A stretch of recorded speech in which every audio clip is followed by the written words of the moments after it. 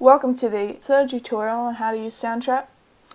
In this one, I'm going to show you how to record MIDI sounds into SoundTrap. These are very important. You're going to base your composition around MIDI sounds. And in the Baby Steps program, we've given you a criteria of the kind of MIDI sounds you should use, or at least, a minimum of how many instruments you need to have in your piece that represent different elements. So what I have in front of me is I have our previous videos recording of me saying this. Dance with the waves, move with the sea. So I've just added that. I'm just going to change my voice back. I've just added that. I've looped it, so what I did to loop it is very simple. It starts off like this, and then at the bottom of this you have this, which makes it the recording as long as it's supposed to be. It just stretches out to it's a way of cutting your audio down. So if I cut it from this end, it would only play me that much audio that's left over. Whereas this top function actually loops it. So it gets to the end of the recording, and then it loops it from the start again, and from the start again, etc. You can see where each loop ends and starts because there's a little dip.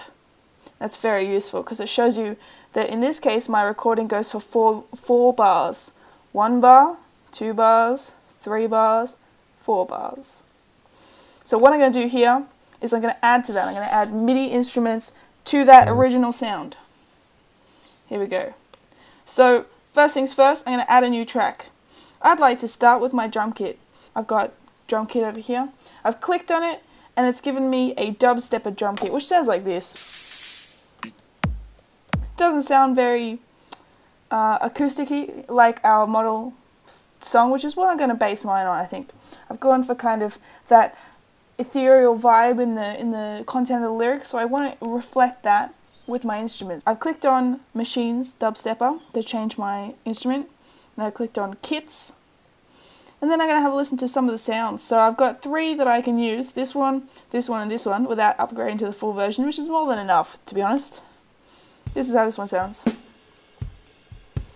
Yeah, pretty classic drum kit sound. Let's hear 60s for a difference.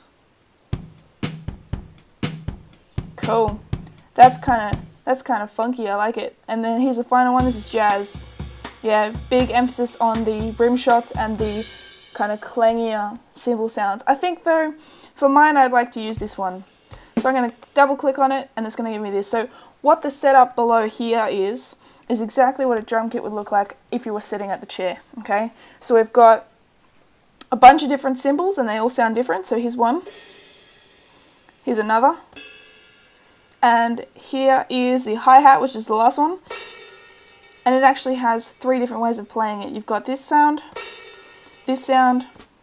and this sound.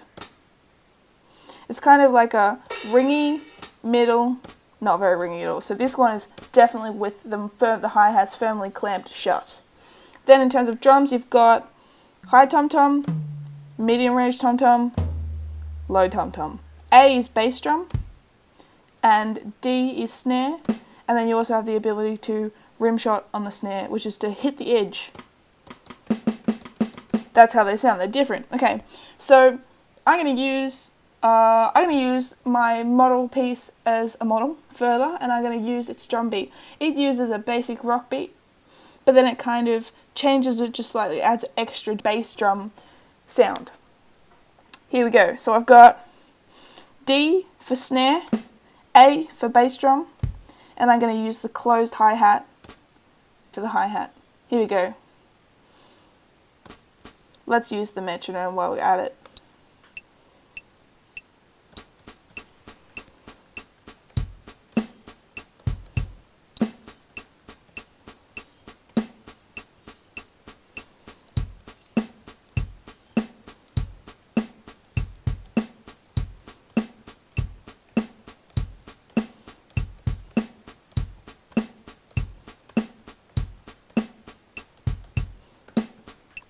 So you can see I'm not a great drummer, but I'm just experimenting with how I would like it to sound. I think my favorite result is that middle achievement. I'll just play it as recap.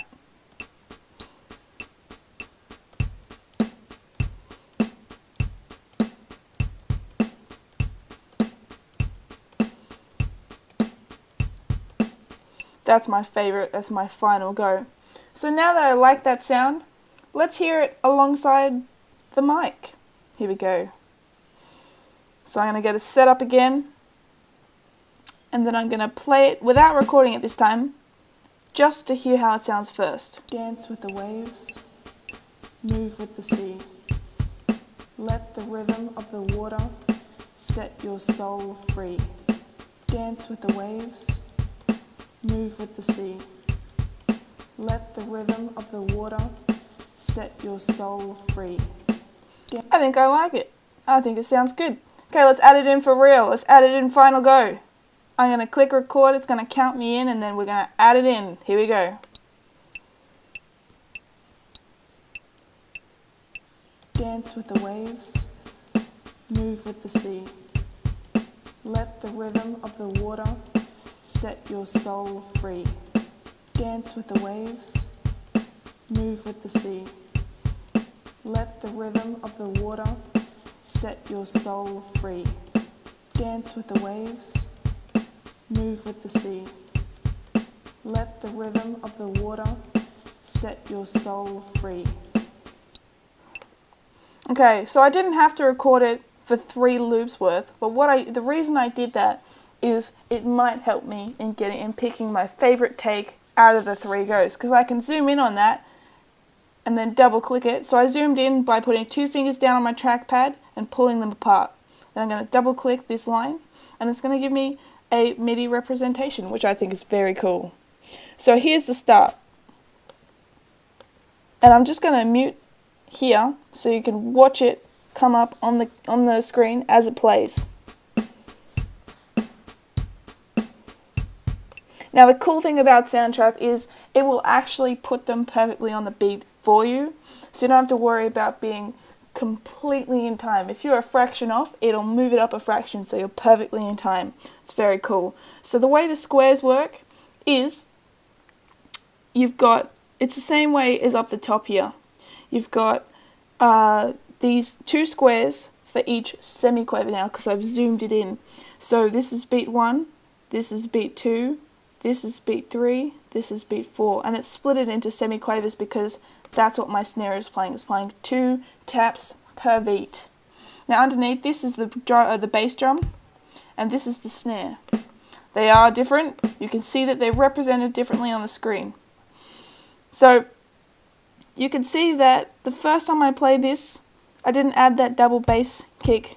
I just forgot. So I don't think I like this take on this particular one. So I'm going to pull my cursor up to here, and then I'm going to bring this with it so it cuts out that initial recording. And you know what? I think I like this middle take the best. So I'm going to do the same thing on the other end. I'm going to make it 1 loop long, so from dip to dip on my voice line, and I'm going to pull it in. Okay, so that drum beat will stay the same all the way throughout, because I'm going to pull it back to the start and I'm going to loop it in the same size loop as my voice. Now, what I would suggest you do in yours is figure out approximately how many beats long each line of your verse is, and make that the length of your loop. Alright, so what we're going to do now is we're going to add some other instruments. I've got my pulse reinforcement, I've got my melody. We're missing one more thing that I've said is crucial in your baby steps program, and that is chordal accompaniment. Personally, I think I'm going to go for fingerpick guitar, same as Vance Joy. And what I've done is I've clicked on guitar and it's given me this, and you're going, why is it giving you a keyboard when I clicked on guitar? And that's because from here we can actually input sounds that sound like guitar, but we can use our computer keyboard to do it. So of course we have to represent the pitches of those sounds somehow, so they've given us a keyboard. If I click on E, that should give me a G sounding guitar noise. This particular one is a rock guitar. I don't think I want rock guitar, I think I want acoustic guitar. So I'm going to click on it, and then I'm going to go up to the top to acoustic, and I'm going to click the only one I can click as a free user. I'm sure it'll sound awesome, and we're going to listen to it. Yeah, it's not bad. Alright, I like it. I've double clicked on it. Here we go. So below I have a keyboard. I think I had to listen to what I could do earlier, and I think I've come up with a good brainstorm. I'm going to do broken chords, and I'm going to play them in a finger-picked pattern. And I'm just going to rehearse that now. Let's see if I can play it over the top of everything else. Actually, before I play it over the top of everything, let's see if I can just play it.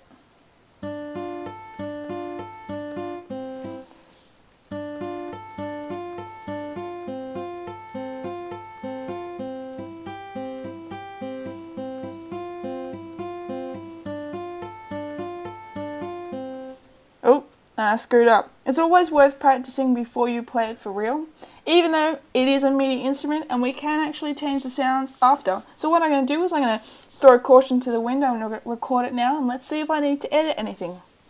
Here we go.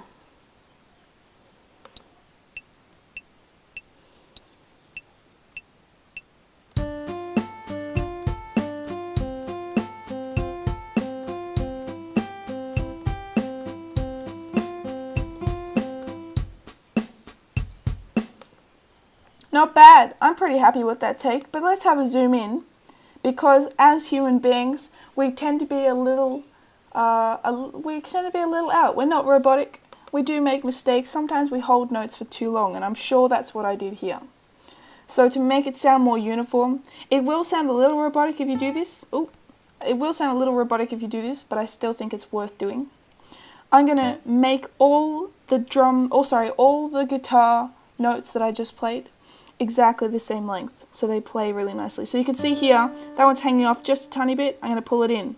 So now it's spanning 4 of those little squares. Here we go.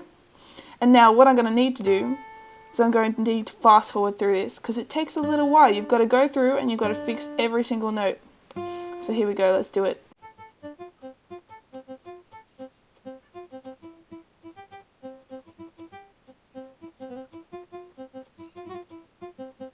Okay, there we go.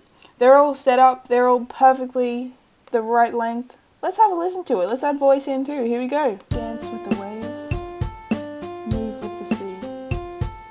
Let the rhythm of the water set your soul free. And now I'm going to loop it like I've looped everything else. I'm going to zoom out a lot more so I can see my composition almost. There we go, I'm going to loop it. And I'm going to loop it 3 times like I've looped everything else for the moment. Okay,